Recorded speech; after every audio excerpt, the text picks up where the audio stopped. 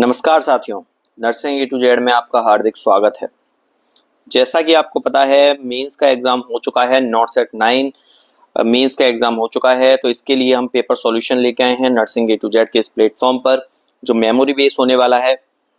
आपने सबने पेपर दिया होगा, आई होप आपका पेपर अच्छा गया होगा। और अगर आप इस सॉल्यूशन को देख रहे हैं और तो अगर इस क्वेश्चन इसमें कोई भी दिक्कत हो आपको किसी भी क्वेश्चन में, तो कमेंट सेक्शन में डालें। साथ में अगर कोई भी क्वेश्चन आपको लगता है कि ये वाला आया है जो हमने नहीं कराया है, तो वो भी कमेंट सेक्शन में पिन करें ताकि हम उसका भी सॉल्यूशन डाल सकें आपको। ठीक है, तो हम चालू कर रहे हैं मेमोरी बेस ये नॉट सेट 9 का सॉल्यूशन। तो पहला क्वेश्चन जो आया है आपका 6 मंथ से 5 ईयर जिंक की डोज पूछी थी आपसे, ऐसा कुछ क्वेश्चन पूछा होगा बच्चे। इसका आंसर जो जाने वाला है वो 2 to 3 milligram mg per day जो है इसका आंसर जाएगा। अच्छा, जिंक क्यों देते हैं ये आपको पता होगा। जिंक जो अंडर 5 ईयर जो बच्चे होते हैं उनमें डायरिया जो होता है वो एक प्रिवेलेंट डिसीज है, तो इसके लिए हम क्या देते हैं, जिंक देते हैं उनको। ठीक है, इसलिए ही उनको हम क्या बोलते हैं कि जिंक जो है वो इनको प्रोवाइड किया जाए। तो अगर बेस्ट ऑप्शन जाएगा तो 3 जाएगा। अगर केवल 2 3 ऐसे कुछ ऑप्शन दिए गए होंगे तो 3 mg पर डे जो है इसका आंसर जाएगा। तो ये जो करके आया है उसका बिल्कुल आंसर सही होगा। उसके बाद है हाइपर पाइलोरिक स्टेनोसिस। तो देखो कुछ ऐसे फीचर्स दिए होंगे और पूछा होगा कि कौन सी डिजीज है। जैसा कि हमको पता चला है ऐसा एक क्वेश्चन आया है, तो हो सकता है आपके पास फीचर्स हो कि आपके पास लिखा हो कि फोर्सफुल वॉमिटिंग है किसी बच्चे को, क्या है, फोर्सफुल वॉमिट। तो या तो आपके पास ऑप्शन आया होगा फोर्सफुल वॉमिटिंग, या फिर आपके पास आया होगा प्रोजेक्टाइल वॉमिटिंग। तो ऐसा कुछ आपके पास क्वेश्चन रहा होगा, प्रोजेक्टाइल वॉमिटिंग या नॉन बिलस वॉमिटिंग पूछा हो आपसे। और इसके साथ साथ इस वॉमिटिंग के साथ उसको अगर पूछा हो कि उसको दिया हो कि डिहाइड्रेशन हुआ होगा, या फिर बच्चे को क्या वेट लॉस बच्चे का हो रहा होगा, बच्चे को परसिस्टेंट क्या होगी, हंगर होती है, या बच्चा लिथार्जी फील करता है ना। और या फिर हम बात करें फेलियर टू एफटीटी, जो फेलियर टू थ्राइव होता है, वो सब हो रहा है। अगर इनमें से कोई भी फीचर दिया है और फीचर देके आपको डिजीज पूछी है और खास करके प्रोजेक्टाइल वॉमिटिंग और फोर्सफुल वॉमिटिंग दिया है, तो बिल्कुल आपका आंसर क्या जाएगा, हाइपर पाइलोरिक स्टेनोसिस आंसर इसका जाएगा। जैसे कि बच्चों ने बताया है कि यही आंसर इसका गया। चलिए, उसके बाद है रेस्पिरेटरी फेलियर का स्केल पूछा है कि कौन सा रेस्पिरेटरी फेलियर में स्केल यूज करते हैं। तो बिल्कुल इसका आंसर जो है वो जाने वाला है फ्रेडमान क्लासिफिकेशन, फ्रेडमान स्केल बोलो, फ्रेडमान क्लासिफिकेशन बोलो। ठीक है, तो वो इसका अगर ऑप्शन में ये है तो बिल्कुल ये जाएगा फ्रेडमान क्लासिफिकेशन या स्केल, जिसके द्वारा हम पता कर लगाते हैं किसके बारे में, रेस्पिरेटरी डिस्ट्रेस या रेस्पिरेटरी फेलियर के बारे में। इसको आपको अगर तो थोड़ा बताएं तो स्टेज 1 इसकी होती है, जिसमें क्या, नो रेस्पिरेटरी कंप्लेन, कोई भी रेस्पिरेटरी कंप्लेन अगर नहीं है, रेस्पिरेटरी रेट केवल जो रेस्पिरेटरी रेट है 20 से कम है, तो इस हम बात करते हैं क्या है, आपका रेस्पिरेटरी फेलियर है। कौन सा, स्टेज 1 का। अगर स्टेज 2 की बात करें तो उसमें रेस्पिरेटरी कंप्लेंट्स जो हैं आने लग जाती हैं। उसके अलावा रेस्पिरेटरी जो रेट है वो इसमें कितनी होगी, तो इसमें रेस्पिरेटरी रेट 20 से ज़्यादा होती है, 20 पर मिनट से। उसके बाद स्टेज 3 में मॉडरेट रेस्पिरेटरी डिस्ट्रेस देखने को मिलता है, स्ट्राइडर देखने को मिलता है और रिट्रैक्शंस देखने को मिलते हैं। उसके अलावा इसमें रेस्पिरेटरी रेट जो है वो 30 से ऊपर चली जाती है। और जब स्टेज 4 की बात करते हैं तो उसमें आपको पता होना चाहिए कि रेस्पिरेटरी रेट या रेस्पिरेटरी डिस्ट्रेस या रेस्पिरेटरी फेलियर कैसे होने वाला है, सीवियर रेस्पिरेटरी फेलियर होने वाला है। स्ट्राइडर देखने को मिलेगा, रिट्रैक्शंस देखने को मिलेंगे, यहाँ पर साइनोसिस देखने को मिलेगी। उसके अलावा कॉन्शियसनेस जो है वो डिक्रीज हो जाएगी, साथ साथ में रेस्पिरेटरी अरेस्ट देखने को मिलेगा। तो स्टेज 4 वो हो जाएगी। तो हो सकता है भविष्य में इससे रिलेटेड क्वेश्चन आए, लेकिन अभी क्वेश्चन आया है तो फ्रेडमान क्लासिफिकेशन स्केल जो है बिल्कुल राइट आंसर इसका जाने वाला है। उसके बाद आपसे कुछ रेस्पिरेटरी एल्कलोसिस की डिजीज को रिलेटेड कोई क्वेश्चन पूछा है, रेस्पिरेटरी एल्कलोसिस की डिजीज से रिलेटेड की, या तो ये पूछा होगा कि हाइपोक्सिया आपको दिया है अगर, देखो रेस्पिरेटरी एल्कोलासिस से रिलेटेड क्वेश्चन है, सिंपल आपको ये पता है, जब CO2 जो है कम होती है, पीएच जो है वो ज्यादा हो जाती है, तो जहां जहां CO2 कम होती है या फिर O2 ज्यादा हो जाती है, उन डिजीज जो होती हैं उनमें रेस्पिरेटरी एल्कोलासिस देखने को मिलेगा आपको।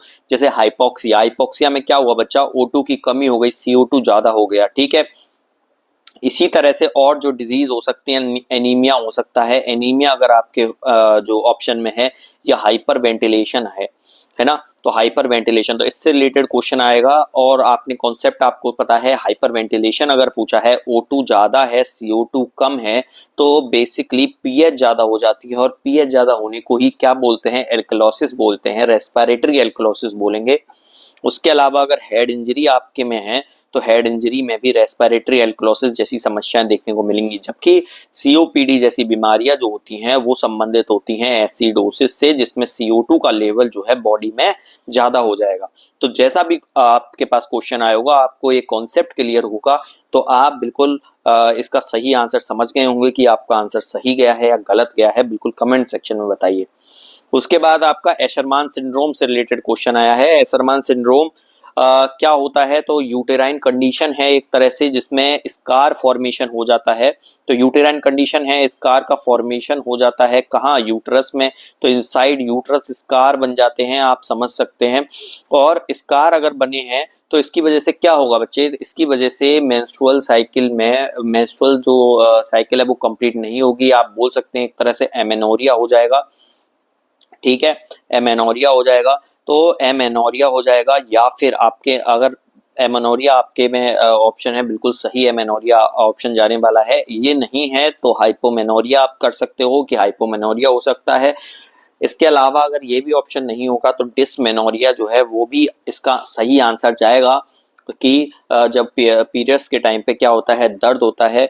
हाइपोमेनोरिया में क्या होगा कि हाइपोमेनेरिया में जो ब्लड है वो कम आ रहा है, एमेनोरिया में बिल्कुल नहीं आ रहा है। साथ साथ में ये हो जाएगा कि हिस्टेरेक्टोमी, सॉरी, उसके अलावा हम बात करें आपके लिए इनफर्टिलिटी जो है वो देखने को मिलती है इसमें, तो इनफर्टिलिटी देखने को मिलती है क्योंकि प्रेगनेंसी जो है नहीं हो पाती। अच्छा, इसके लिए अगर डायग्नोसिस की बात करें तो डायग्नोसिस क्या होगी, तो डायग्नोसिस के लिए हिस्टेरोस्कोपी होती है, तो ये भी आपको याद रखना है भविष्य के लिए अगर आपको आगे एग्जाम्स देने पड़े तो। बट ये एशरमान सिंड्रोम से रिलेटेड ये सारे कॉन्सेप्ट्स हैं, आपको ये पता होना चाहिए। साथ साथ में अगर इसमें एमेनोरिया आंसर गया है तो आपका बिल्कुल सही है, कॉन्ग्रेचुलेशंस उसके लिए। चलिए नेक्स्ट क्वेश्चन पे बढ़ते हैं, क्वेश्चन नंबर 6। नेक्स्ट क्वेश्चन देखते हैं बच्चों। एक साइकेट्रिक से क्वेश्चन आया था कि 78 ईयर की फीमेल है, ठीक है, और उसके अंदर सिम्टम प्रेजेंट है। सिम्टम्स क्या क्या आ रहे हैं, हेडेक, कंप्लेन कर रही है वो, हेडेक हो रहा है, नोजिया हो रहा है, वॉमिटिंग हो रही है, ठीक है। और डॉक्टर्स ने उसका एग्जामिन किया, ठीक है, उसके अंदर कुछ भी डायग्नोस नहीं हो पाया, कुछ भी डायग्नोस न हो पाया, ठीक है। तो ये कंडीशन क्या होगी, यह कंडीशन बेटा क्या होगी, हाइपोकॉन्ड्रियासिस, हाइपोकॉन्ड्रियासिस बेटा आंसर होगा हाइपोकॉन्ड्रियासिस, ठीक है। नेक्स्ट क्वेश्चन देखिए बेटा, नेक्स्ट क्वेश्चन, एक क्वेश्चन तो और था कि सीजोफ्रेनिया है एक पेशेंट में, सीजोफ्रेनिया, ठीक है, और वो कंप्लेन कर रहा है, पेशेंट क्या कंप्लेन कर रहा है कि उसका पड़ोसी उसे इलेक्ट्रिक शॉक दे रहा है, इलेक्ट्रिक शॉक दे रहा है पेशेंट। तो वो क्या होगी, तो वो किस टाइप का डेल्यूजन होगा, वो किस टाइप का डेल्यूजन होगा बेटा, delusion of persecution, persecution, delusion of persecution, answer बेटा यही होगा आंसर। और आप कमेंट सेक्शन में बताते जाइए क्या क्या पूछा गया था। और परसिक्यूशन, परसिक्यूशन मीन क्या होता है बेटा, हिंदी बोले शक, शक यानी बोलते हैं कि कोई पेशेंट ऐसे कंप्लेन करता है कभी कि मेरे घर वाले मुझे खाने में जहर मिला के दे रहे हैं, तो ये बेटा डेल्यूजन ऑफ परसिक्यूशन है, ठीक है। और नेक्स्ट क्वेश्चन पाइए बेटा, नेक्स्ट क्वेश्चन पाइए। एक नेक्स्ट क्वेश्चन था कि एक पेशेंट है जिसमें एंटीसाइकोटिक मेडिसिन चल रही है, और उसके अंदर क्या किस सिम्टम प्रेजेंट आ रहे हैं, ईपीएस के सिम्टम्स आ रहे हैं, ईपीएस के सिम्टम्स आ रहे हैं। तो उस पेशेंट को क्या करना चाहिए, तो ऑप्शन में बेटा जैसे थे कि डोज कम करेंगे या प्रोपेनोलोल ड्रग देंगे, या एक था टीएचपी। टीएचपी बेटा क्या होता है, ट्राईहेक्सी फेनेडिल देंगे, फेनेडिल। तो बेटा इसका आंसर क्या चला जाएगा, ट्राईहेक्सी फेनेडिल देंगे। आपको बताया गया है कि जो ईपीएस ईपीएस के लिए ड्रग ऑफ चॉइस क्या है, ट्राईहेक्सी फेनेडिल। ठीक है बेटा। और बेटा जो टीएचपी होती है, टीएचपी किस ग्रुप की ड्रग होती है, एंटी कोलिनर्जिक ड्रग। ये क्यों देते हैं, जैसे अपन किसी पेशेंट के अंदर बेटा एंटीसाइकोटिक दे रहे हैं। एंटीसाइकोटिक क्यों दे रहे हैं, डोपामिन के लेवल को कम करने के लिए, डोपामिन के लेवल को कम करने के लिए। और यदि किसी पेशेंट में डोपामिन का लेवल बहुत ज्यादा कम हो गया तो क्या आएंगे, ईपीएस के सिम्टम्स आएंगे। और ईपीएस के सिम्टम्स आएंगे तो या अपन को फिर क्या है, थोड़ा डोपामिन का लेवल बढ़ाना है। और डोपामिन के लेवल को बढ़ाने के लिए अपन दो ड्रग देते हैं, या तो एंटी कोलिनर्जिक ड्रग दो या डोपामिनर्जिक ड्रग दो। डोपामिनर्जिक ड्रग दो। ठीक है। डोपामिनर्जिक में क्या हो गया, जैसे लीवोडोपा, कार्बिडोपा। ठीक है। और एंटीकोलिनर्जिक में क्या हो गया, टीएचपी, ट्राईहेक्सीफेनेडिल, जो ड्रग ऑफ चॉइस होती है किसके, ईपीएस के सिम्टम्स को ट्रीट करने के लिए। तो राइट आंसर क्या चला जाएगा बेटा, टीएचपी। देखो बच्चों नेक्स्ट क्वेश्चन देखते हैं। एक क्वेश्चन आया था हमारे oocyte से रिलेटेड। oocyte का क्या पूछा गया था, लाइफ स्पान पूछा गया था। ठीक है, oocyte का क्या पूछा गया था, लाइफ स्पान। इसमें आपको ऑप्शन दे रखे होंगे जैसे 12 घंटे, 24 घंटे, 48 घंटे, 72 घंटे। जो नॉर्मली जो हम देखते हैं oocyte का लाइफ स्पान कितना होता है, 12 to 24 आवर्स, 12 से 24 घंटे ये होता है। ये आपका करेक्ट आंसर जाएगा। ठीक है। नेक्स्ट एक क्वेश्चन आया था आपका फैमिली प्लानिंग से रिलेटेड आया था। फैमिली प्लानिंग प्रोग्राम, इसकी शायद बच्चों ने बताया कि डेट पूछी गई थी, कब आया था ये। तो फैमिली प्लानिंग प्रोग्राम की डेट थी, वो आया था बच्चों 1952, 1952 में आया था। इसका क्या पर्पस था, इसका जैसे पॉपुलेशन कंट्रोल पे लिए था, पॉपुलेशन कंट्रोल। ठीक है। और क्या था, फैमिली वेलफेयर के लिए। और क्या था, लिटरेसी और अवेयरनेस फैलाने के लिए ये प्रोग्राम हुआ था भारत सरकार द्वारा। Family planning programme, date 1952। ठीक है। देखो बच्चों नेक्स्ट क्वेश्चन आया देखने को मिला हमारा बलवाड़ी प्रोग्राम से रिलेटेड था। बताइए कमेंट में ऐसा था क्या क्वेश्चन, बलवाड़ी प्रोग्राम से रिलेटेड था। ठीक है। अब ये देखो, अब मैं बता देता हूँ कि 1917 में आया था अगर ऐसा कुछ पूछा गया हो तो। और ये किससे रिलेटेड था, जो इसका जवाब प्री स्कूल चिल्ड्रन जो होते हैं, प्री स्कूल चिल्ड्रन जो होते हैं उनकी 3 से 6 साल की उम्र के, उनको टारगेट किया है। और ये न्यूट्रिशनल प्रोग्राम है, जो भी न्यूट्रिशन बच्चों को चाहिए होता है, ये सरकारी स्कूलों में चलता है ये प्रोग्राम। ठीक है, न्यूट्रिशन से रिलेटेड है। और गवर्नमेंट ने इसको इनिशिएटिव किया था कब, 1970 में। ठीक है। देखिए बच्चों नेक्स्ट ये बलवाड़ी प्रोग्राम का हो गया। नेक्स्ट हमारा क्वेश्चन आया था बच्चों आइसोनियाजिड। ये क्या होती है, एंटी टीबी ड्रग होती है। इसके साथ कौन सा विटामिन दिया जाता है, तो ये था हमारा विटामिन B6। ऐसा ही कुछ क्वेश्चन आया था। इस विटामिन B6 को क्या बोलते हैं, पायरिडॉक्सिन। और ये क्यों दिया जाता है बच्चों, टू प्रिवेंट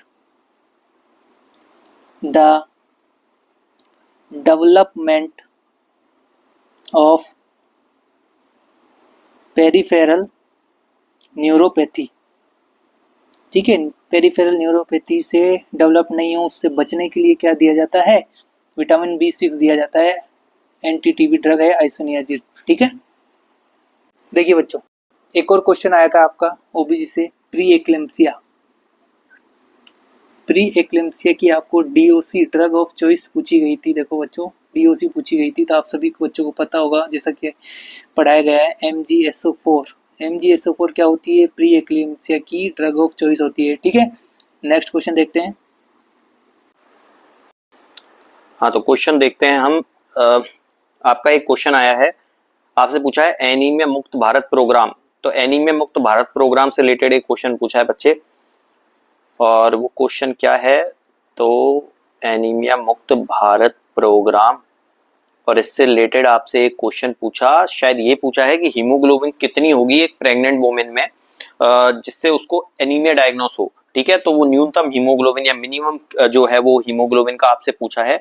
तो आपको ये पता होना चाहिए कि 11 से कम होने पर, ठीक है, तो 11 से कम होने पर आपका अगर लेस देन 11 होगा ग्राम पर डीएल आपका, तो क्या होगा, एनीमिया हो सकता है। ठीक है, आपको ये पता होना चाहिए माइल्ड एनीमिया होगा अगर 10 से 10.9 तक है तो माइल्ड एनीमिया होगा इन द प्रेग्नेंट वुमेन, अगर 7 से 9.9 तक है तो मॉडरेट एनीमिया होगा, और 7 से कम है तो क्या होगा, तो ये होगा सीवियर एनीमिया। तो सीवियर एनीमिक होगी क्या, मदर। ठीक है, तो ये आपको याद रखना है। चलिए और क्वेश्चंस देखते हैं हम, कि आपसे पूछा गया है एक क्वेश्चन और वो देखें। तो बच्चे क्वेश्चन पूछा है आपसे MAOI से रिलेटेड, ठीक है, एंटी डिप्रेसेंट ड्रग होती है वो आपसे रिलेटेड, आपसे क्वेश्चन पूछा है MAOI mono amino oxidase inhibitor. तो मोनो अमीनो ऑक्सीडेज इनहिबिटर से लेकर एक क्वेश्चन पूछा है कि किसके साथ नहीं देते हैं, ऐसा करके कुछ क्वेश्चन पूछा है क्या, बताइए कमेंट सेक्शन में। और इसमें ये पूछा है किसके साथ नहीं देते या क्या कॉन्ट्राइंडिकेटेड होता है। तो अगर ऑप्शन में हो रेड मीट हो, आपके पास चिकन, फिश, बनाना हो या पिकल हो, ठीक है, बनाना दिया है या पिकल दिया है, ठीक है, जिसमें क्या होता है बच्चे, जिसमें टायरामाइन जो है वो ज्यादा होता है, टायरामाइन, क्योंकि इसमें क्या होता है, टायरामाइन अमीनो एसिड जो है वो ज्यादा होता है और इससे हाइपरटेंसिव क्राइसिस हो सकती है। क्या हो सकती है, हाइपरटेंसिव क्राइसिस। ठीक है, तो अगर हाइपरटेंसिव क्राइसिस आपको से बचाना है तो इन मीट और बनाना, पिकल, ऐसी जो खाद्य पदार्थ हैं, ऐसे जो फूड पार्टिकल्स हैं वो नहीं देने हैं in the MAOI anti depressant में। तो हाइपरटेंसिव क्राइसिस से बचने के लिए ये क्वेश्चन आया होगा, तो जो भी करके आया है आंसर जरूर बताएं। ठीक है, अगला क्वेश्चन हम बात कर रहे हैं, और अगला क्वेश्चन आपका आया है। हाँ, तो बच्चा एक क्वेश्चन आपसे ये पूछा गया है कि किस एक फूड पार्टिकल में हाई प्रोटीन कंटेंट होता है। ठीक है, तो हाई प्रोटीन कंटेंट के बारे में आपसे पूछा है, और आपको दिया हुआ था कि 100 ग्राम अगर आपको मटन दिया हो, 100 ग्राम अंडे हैं, या 100 ग्राम सोयाबीन है, या 100 ग्राम शायद ग्राउंड नट के बारे में पूछा है कि किसमें सबसे ज्यादा हाई प्रोटीन कंटेंट होगा। तो हम आपको बता दें कि मटन जो होता है उसमें होता है करीब 26 ग्राम, लाइक चिकन ब्रेस्ट हो गया और इन सब में। उसके अलावा अंडे में 12.6 ग्राम प्रोटीन होता है 100 ग्राम में। उसके बाद अगर बात करें आप सोयाबीन में, तो सोयाबीन जो ड्राई जो सोयाबीन होता है उसमें 36 होता है, और या फिर सोयाबीन चंक्स में होता है 52 ग्राम। ठीक है, और जो ग्राउंड नट है उसमें भी करीब 26 या 27 के करीब जो है सोयाबीन कंटेंट होता है। तो इसका आंसर जो जाने वाला है वो सोयाबीन जाएगा। ठीक है, तो जो सोयाबीन करके आया हो उसका आंसर बिल्कुल सही होगा। ठीक है, आगे क्वेश्चंस देखते हैं। हाँ, तो बच्चे पूछा है आपसे नॉर्मल डिलीवरी में कौन सा मैन्युअर यूज करते हैं। ठीक है, तो ये पूछा है नॉर्मल डिलीवरी में कौन सा मैन्युअर यूज करते हैं, वो पूछा है आपसे। तो आप देखो ये रिडजन मैन्युअर जो है इसका आंसर जाएगा। रिडजन मैन्युअर आप में अगर ऑप्शन में है तो रिडजन मैन्युअर इसका जरूर जाएगा आंसर। तो आप ये यहाँ से देख सकते हैं। उसके अलावा इमेज बेस्ड क्वेश्चंस में आपसे ये इमेज दी गई होगी और आपसे पूछा है कौन सी इमेज होगी, तो ये इमेज कौन सी है, ग्रीन आर्मिटेज फोर्सेप जो है इसके नाम हो जाएगा। ठीक है, तो ये वाली इमेज पूछी है। दूसरा आपसे ये इमेज पूछी होगी आपसे कि ये जो है किस चीज की इमेज दी गई है। चलिए, तो आपसे पूछा है ये कि क्या है इमेज बेस्ड क्वेश्चन में, तो ये क्या होता है बच्चे, ये आपको दिया हुआ है क्या, डेवियर रिट्रैक्टर। ठीक है, तो डेवियर रिट्रैक्टर जो है आपको ये दिया गया है, इसका क्वेश्चन शायद आपसे पूछा गया है। अगर पूछा है कमेंट सेक्शन में बताइए इसको। ठीक है, चलो। हाँ, तो बच्चे ये डेवियर रिट्रैक्टर हो गया। इसके बाद आपसे एक क्वेश्चन पूछा गया है, आपसे पूछा है बूट शेप हर्ट। ठीक है, तो आपसे पूछा है बूट शेप हर्ट जो है वो किस में पाया जाता है। तो इसका आंसर जो गया है वो आंसर इसका जाएगा क्या, टेट्रालॉजी ऑफ फैलेट, TOF इसका आंसर जाएगा। काफी कॉमन क्वेश्चन था, उम्मीद है सारे क्वेश्चन सही करके आए होंगे ये वाला। चलिए आगे देख। ठीक है बच्चे, एक क्वेश्चन आपको ये देखा होगा आपने, एक आया था बूजी कैथेटर से रिलेटेड, ठीक है। तो ऐसा कुछ क्वेश्चन आपको देखा होगा, और ये क्या होता है हम आपको बता दें, क्वेश्चन कंफर्म नहीं हो पाया है, लेकिन जो भी क्वेश्चन है आप बताएं, इससे रिलेटेड क्वेश्चन जरूर आया है, तो हम आपको बताएं कि ये स्मॉलेस्ट साइज का कैथेटर है। और या फिर हम बात कर सकते हैं कर्व टिप जो है इसकी होती है, कैसी टिप होती है, कर्व टिप होती है इसकी, और इसको हम क्या करते हैं, इंसर्ट करते हैं ईटी ट्यूब के साथ, ठीक है।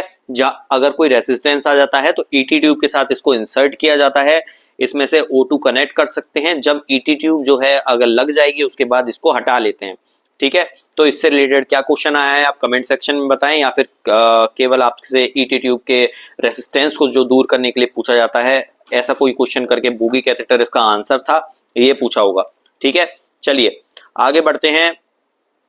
हाँ तो बच्चों ये क्वेश्चन आपके आया है क्लेफ्ट पैलेट से रिलेटेड, कि एक बच्चा है उसको क्लेफ्ट पैलेट है, तो हम उसको कौन सी फीडिंग बोतल जो है वो यूज कराएंगे, ये क्वेश्चन आपके आया होगा। और हैबरमान फीडर जो है आपके ऑप्शन में होगा, और इमेज भी दी गई है, ठीक है। तो आप याद रखें हैबरमान फीडर जो है इसका आंसर जाने वाला है। चलिए आगे देखते हैं। एक क्वेश्चन आपके लिए पूछा है कावासाकी डिजीज से रिलेटेड, ठीक है। तो कावासाकी डिजीज जो है उससे रिलेटेड एक शायद क्वेश्चन आपसे पूछा है कि वो किस टाइप की ब्लड वेसल को प्राइमरली इफेक्ट करती है, ठीक है, कि वो इफेक्ट करती है किस टाइप की ब्लड वेसल को। और ऑप्शन में शायद medium vessel, large vessel, small vessel, या नन ऑफ दीज, या ऐसा कुछ जो है आपके लिए बात करें तो ऑप्शन दिए गए होंगे। तो आपको पता होना चाहिए कि कावासाकी डिजीज क्या है, एक एक्यूट वेस्कुलाइटिस होती है, और ये प्राइमरली किसको इफेक्ट करती है, तो प्राइमरली इफेक्ट करती है मीडियम साइज को। किसको बच्चे, मीडियम साइज, तो जो मीडियम साइज के जो आर्टरीज होती हैं उनको इफेक्ट करती है, ये आपको याद रखना है। चलिए ठीक है बच्चे, एक क्वेश्चन आपसे पूछा है हर्ड इम्यूनिटी को लेके, ठीक है। हर्ड इम्यूनिटी हमने आपको पढ़ाई थी, हर्ड इम्यूनिटी को लेके एक क्वेश्चन आया है कि हर्ड इम्यूनिटी क्या होती है, नहीं हर्ड इम्यूनिटी कौन कौन सी डिजीज में नहीं होती है, ऐसा करके क्वेश्चन पूछा है। और शायद 4 आपको ऑप्शन दिए गए थे, उसमें एक ऑप्शन था टेटनेस, तो आपको पता होना चाहिए टेटनेस जो है उसमें हर्ड इम्यूनिटी नहीं होती, पोलियो जैसी बीमारियों में हर्ड इम्यूनिटी जो है वो होती है, ठीक है। तो ये आपको पता होगा। उसके अलावा जो जिंक सप्लीमेंटेशन से जो क्वेश्चन पूछा था आपसे, तो क्या आपसे या तो आरडीए पूछी है तो 2 mg या 3 mg जो है उसकी डोज जाएगी, वो सही है। लेकिन अगर आपसे डायरिया से रिलेटेड डायरेक्ट क्वेश्चन पूछा है कि उसको एक डायरिया है अगर बच्चे को, उसके लिए हम कितनी डोज देते हैं, तो वो आपका आंसर जो है वो जाएगा आपका 20 मिलीग्राम 20 mg डोज देते हैं फॉर 14 डेज। तो देख लेना, आपका अगर आरडीए पूछा है तो आरडीए के हिसाब से आंसर चला जाएगा, नहीं तो इस हिसाब से आंसर जाएगा, ठीक है। चलिए उसके अलावा हम आगे क्वेश्चन देखते हैं। एक बच्चे क्वेश्चन आपसे पूछा गया है कि SpO2 का लेवल पूछा है फुल टर्म न्यूबॉर्न में, क्या पूछा है, SpO2 का level in full term neonate या न्यूबॉर्न, ठीक है, फुल टर्म, ठीक है। वो आपसे पूछा है जस्ट आफ्टर बर्थ 1 मिनट के अंदर कितना लेवल होगा, तो ये आपको पता होगा कितना होता है, 60 to 65% जो है इसका आंसर जाएगा। अगर 2 मिनट आपसे पूछा है तो उसका 65 से लेके 70 जाएगा, 3 मिनट आपसे पूछा है 70 to 75 जाएगा, 4 मिनट पूछा है 75 से 80 जाएगा, और अगर 5 मिनट पूछा है तो 80 से 85% जाएगा। तो आपसे जो भी आंसर पूछा है आप यहां से देख सकते हैं कि आपका आंसर जो सही है या फिर आपका आंसर। तो बच्चों एक क्वेश्चन आपसे आया होगा कि फीवर किस डिजीज में पाया जाता है, ऐसा कुछ क्वेश्चन था, और उसमें ऑप्शन थे मलेरिया, ऑप्शन थे मीजल्स और टाइफॉइड, ठीक है। तो फीवर से रिलेटेड एक क्वेश्चन पूछा था कि फीवर किस किस डिजीज में होता है, तो इसमें मलेरिया, मीजल्स और टाइफॉइड जो है ये वाला, ये तो इन तीनों में ही होता है, तो जो चौथा आंसर गया होगा वो गया होगा आपका। उसके अलावा आपसे कुछ क्वेश्चंस और पूछे हैं, अगर बात करें तो एक आपसे क्वेश्चन पूछा है INAP की फुल फॉर्म पूछी है, क्या पूछा, INAP की फुल फॉर्म, ठीक है। तो INAP की फुल फॉर्म क्या होती है, इंडिया न्यूबॉर्न एक्शन प्लान जो है इसकी फुल फॉर्म है, क्या है बच्चे, इंडिया न्यूबॉर्न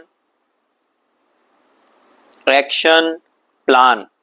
तो ये क्वेश्चन आपसे पूछा है, इसकी फुल फॉर्म पूछी गई है, ठीक है। अगला क्वेश्चन हम एक आपसे क्वेश्चन पूछा है PM पोषण, क्या पूछा है, पीएम पोषण।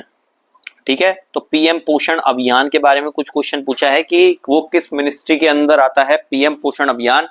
तो इसकी जो जाएगा आंसर वो जाएगा ministry of women and child development.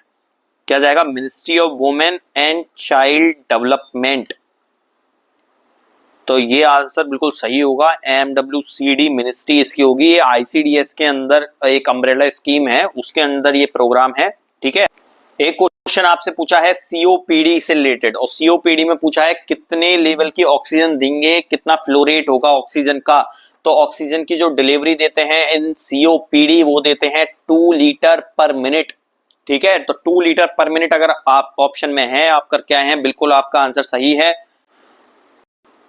एक और क्वेश्चन पूछा है आपसे, तो कम्युनिटी के काफी क्वेश्चंस पूछे गए हैं यहाँ पर। एक ICDS का क्वेश्चन पूछा है, इंटीग्रेटेड चाइल्ड डेवलपमेंट सर्विस।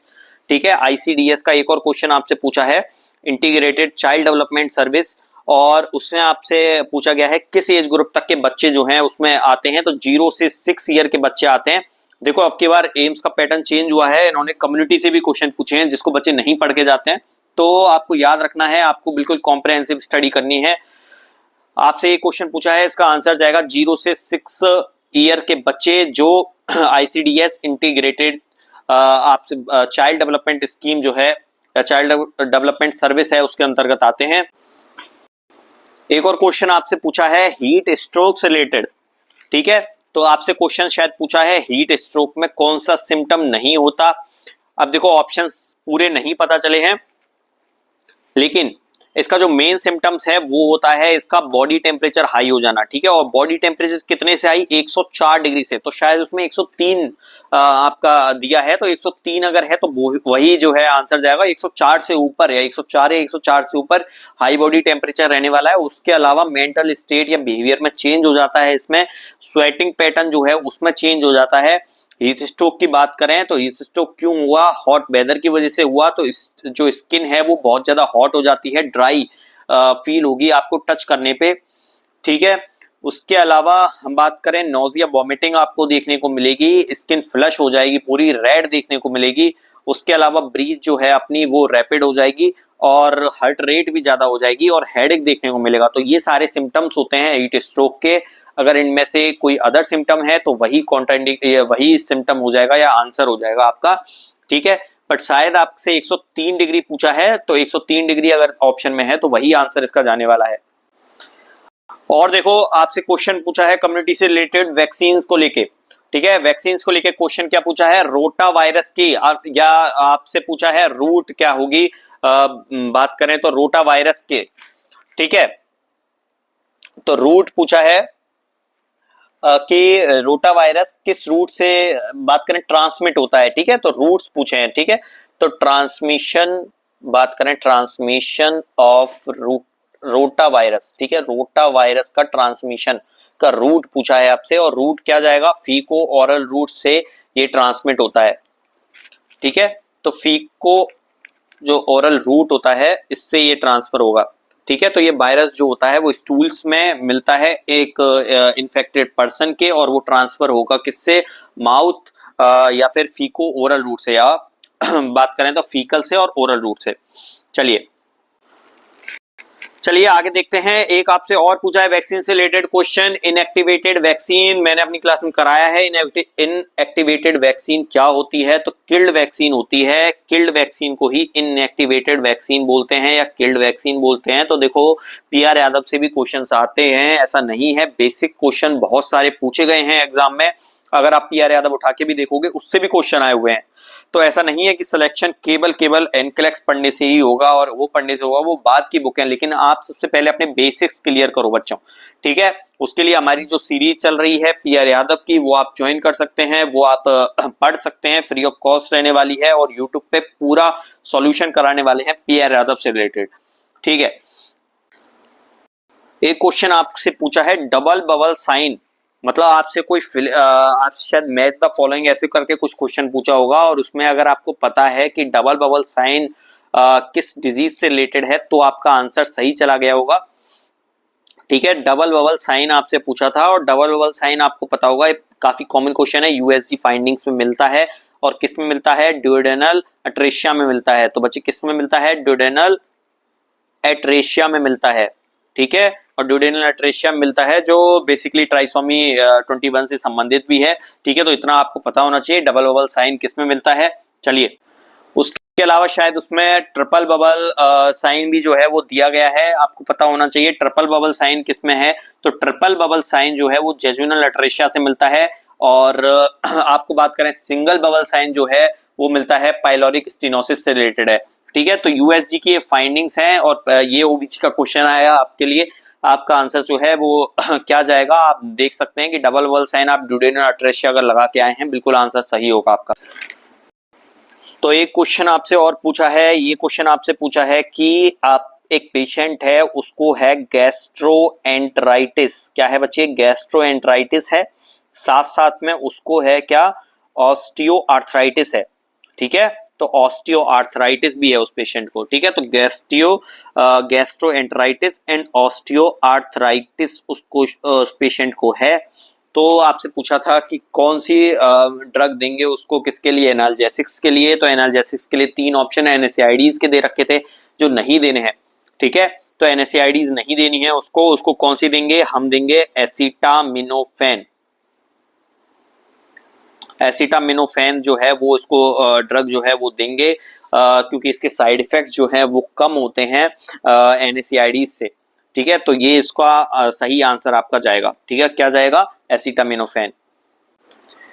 एक और क्वेश्चन आपसे कम्युनिटी से रिलेटेड, वैक्सीन से रिलेटेड पूछा है। क्या बीसीजी का टीका, हमने आपको पढ़ाया था बीसीजी का जब टीका लगते हैं, बीसीजी का जब वैक्सीन लगाई जाती है तो स्कार फॉर्मेशन होता है, ठीक है। ये पूरा बताया था। तो शायद आपसे पूछा है स्कार फॉर्मिंग वैक्सीन कौन सी है, तो बीसीजी को बोलते हैं स्कार फॉर्मिंग वैक्सीन, ठीक है। तो ये आपसे क्वेश्चन पूछा है।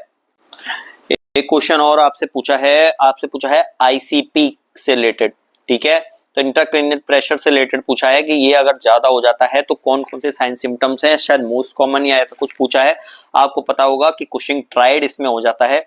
तो कुशिंग ट्राइड एक हम पढ़ते हैं, कुशिंग ट्राइड आईसीपी बढ़ने से कुशिंग ट्राइड जो होता है उसमें क्या होगा, तो उसमें आपको पता होना चाहिए हाइपरटेंशन मतलब बीपी आपका ज्यादा हो जाएगा, ब्रेडिकार्डिया मतलब जो ब्रेडिकार्डिया हो जाएगा आपका, ठीक है। हार्ट रेट जो होगी आपका क्या हो जाएगी, स्लो हो जाएगी, कम हो जाएगी। और रेस्पिरेशन जो है वो कैसा हो जाएगा, इरेगुलर हो जाएगा। उसके अलावा हेडेक आपको देखने को मिलेगा, nausea, vomiting, mental status Altered हो जाएगा, विजन चेंजेस देखने को मिलेंगे, ठीक है। तो ये सारी चीजें भी देखने को मिलती हैं। लेकिन अगर आप में ये तीनों में से कोई भी है तो कुशिंग ट्राइड है ऑप्शन में, तो वही ऑप्शन जो है वो सही गया होगा आपका।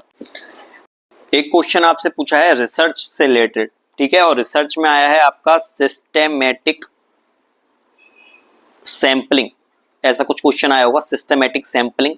तो ये आपको पता होना चाहिए ये क्या होता है, एक प्रोबेबिलिटी सैंपलिंग टेक्निक होती है। यहाँ पर हम क्या करते हैं, तो बच्चे याद होगा आपको, के एक निकालते हैं, मान लो 1000 की एक पॉपुलेशन है, अपने को उसमें से 200 का अपने को सैंपल लेना है। और अपने को क्या करना है, 200 का सैंपल अगर निकालना है तो अपन एक मान के चलते हैं, इसका बटे करते हैं 200 से, आएगा क्या 5, के क्या हो गया 5 हो गया, ठीक है। अब हम हर 5वां बंदा उठा लेंगे तो क्या होगा, इसकी तरह से रैंडम एक तरह से सैंपलिंग अपनी हो जाएगी, जिससे कि क्या होगा, एरर जो है वो कम हो जाएगा, ठीक है। तो एक fix interval after a random start इसमें हम करते हैं। तो ये क्या है, प्रोबेबिलिटी सैंपलिंग टेक्निक है। तो इससे रिलेटेड एक क्वेश्चन आया है, क्या क्वेश्चन आया है आप कमेंट सेक्शन में बताएं, हम उसका आंसर आपको दे देंगे अगर एग्जैक्ट क्वेश्चन आपको याद है तो। चलिए, एक क्वेश्चन आपसे पूछा है मिथाइल डोपा से रिलेटेड, ठीक है। तो ये देखो,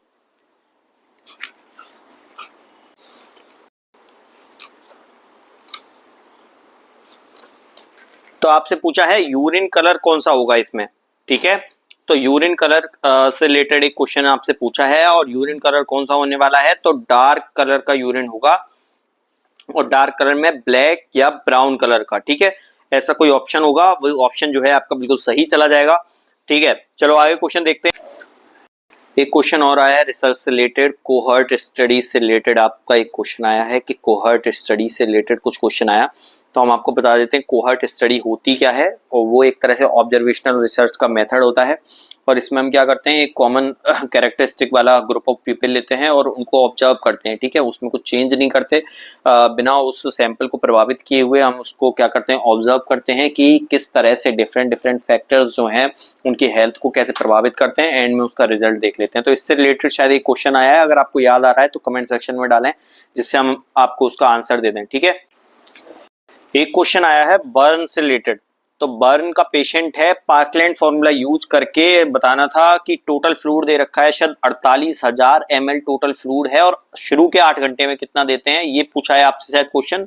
तो बड़ा सिंपल क्वेश्चन है, 48,000 ml अगर फ्लूइड है आपके पास तो बटे 2 करेंगे, कितना आएगा, तो 24,000 ml आपका जो फ्लूइड है, मतलब 24 लीटर अगर आपसे बात करें, 24 लीटर फ्लूइड उसको पहले 8 घंटे में दे देना है, और इतना ही फ्लूइड आपको बाकी बचे जो है, कितने बचे आपके पास, 16 घंटे में आपको दे देना है उतना, ठीक है। तो ये आपके पास एक क्वेश्चन जो है वो आया होगा। एक क्वेश्चन आया है PMJAY से रिलेटेड। तो PMJAY से रिलेटेड एक क्वेश्चन आया है आपके कि PMJAY जो हेल्थ इंश्योरेंस स्कीम है, प्रधानमंत्री जन आरोग्य योजना, उसमें कितना इंश्योरेंस जो है, हेल्थ इंश्योरेंस दिया जाता है पर फैमिली। तो उसमें आंसर जाएगा कितना दिया जाता है, तो 5 लाख पर फैमिली पर ईयर आपके लिए क्या दिया जाता है, इंश्योरेंस दिया जाता है, ठीक है। एक क्वेश्चन आया है, अगर एक पेशेंट है उसके चेस्ट ट्यूब ड्रेनेज लगी है, ठीक है, तो चेस्ट ट्यूब ड्रेनेज से रिलेटेड क्वेश्चन आया है, चेस्ट ट्यूब ड्रेनेज उसके लगी हुई है पेशेंट के और वो निकल जाती है, आप क्या करोगे। तो देखो सबसे पहले क्या करेंगे, तो सबसे पहले करनी है अपने को ड्रेसिंग। कौन सी ड्रेसिंग, ऑक्लूसिव ड्रेसिंग जो है अपने को करनी है। उसके बाद जो चेस्ट ट्यूब है उसको हम कहाँ डाल देंगे, वाटर में डाल देंगे, ठीक है, और फिर हम क्या डॉक्टर को बताएंगे, ठीक है, तो डॉक्टर को बताएंगे, ठीक है। ये 3 काम करने हैं। अगर प्रायोरिटी आपसे पूछा है तो आप डालेंगे क्या, ड्रेसिंग करेंगे, कौन सी, ऑक्लूसिव ड्रेसिंग। एक क्वेश्चन पूछा है आपसे, मोस्ट कॉमन कैंसर कौन सा होता है। तो most common cancer in pregnancy, pregnancy most common cancer होता है बच्चे कौन सा, ब्रेस्ट कैंसर, ये इसका आंसर चला जाएगा। ब्रेस्ट कैंसर का क्या है वो, बिल्कुल आंसर आपका सही होगा, ठीक है। एक क्वेश्चन आपसे पूछा है और ये प्रीवियस ईयर क्वेश्चन है, ये पूछा है न्यूरोपैथिक पेन, और न्यूरोपैथिक जो पेन है उसमें कौन सी मेडिसिन यूज करते हैं, मेडिसिन देते हैं। नॉट सेट 5 में ये क्वेश्चन आया है आपका, और ये कौन सी है, तो एक एंटी कन्वल्जेंट जो है वो ड्रग्स इसमें देते हैं, कौन सी, एक देते हैं गावा पेंटीन। तो अगर गावा पेंटीन ऑप्शन में है, और या फिर आपके पास है प्रेगावेलिन, तो ये ऑप्शन में है, बिल्कुल ऑप्शन सही हो जाएगा। तो ये जो करके आए हैं बिल्कुल आंसर सही है उनका। एक क्वेश्चन और डोज कैलकुलेशन से रिलेटेड जो हर बार क्वेश्चन पूछते हैं, क्या है कि 6 यूनिट पर आवर एक कोई भी मेडिसिन है वो देनी है अपने को, और 100 यूनिट जो है वो अवेलेबल है, और 100 ml NS में उसको हमको देना है। तो कितने ml पर आवर जो है मेडिसिन इसको दी जाएगी।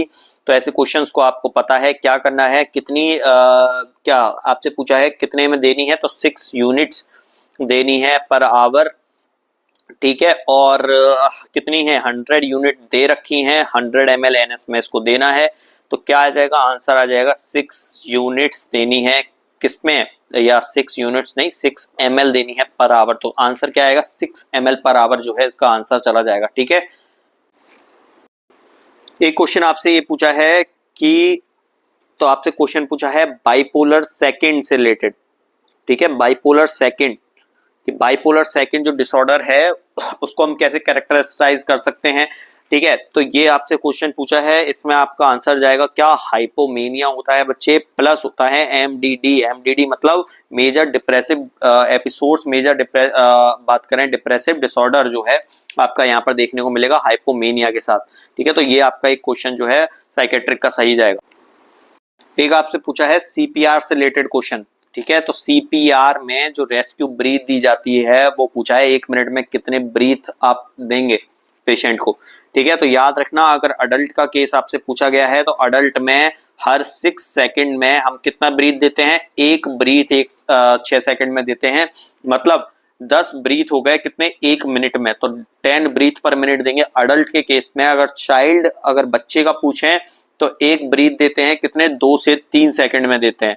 ठीक है, मतलब कितने हो गए, 20 से लेके, अच्छा चाइल्ड नहीं, इन्फेंट अगर होगा तो, ठीक है, तो इन्फेंट में अगर आपसे पूछे तो ये कितना हो जाएगा, 20 से 30 ब्रीथ हो जाएंगे पर मिनट।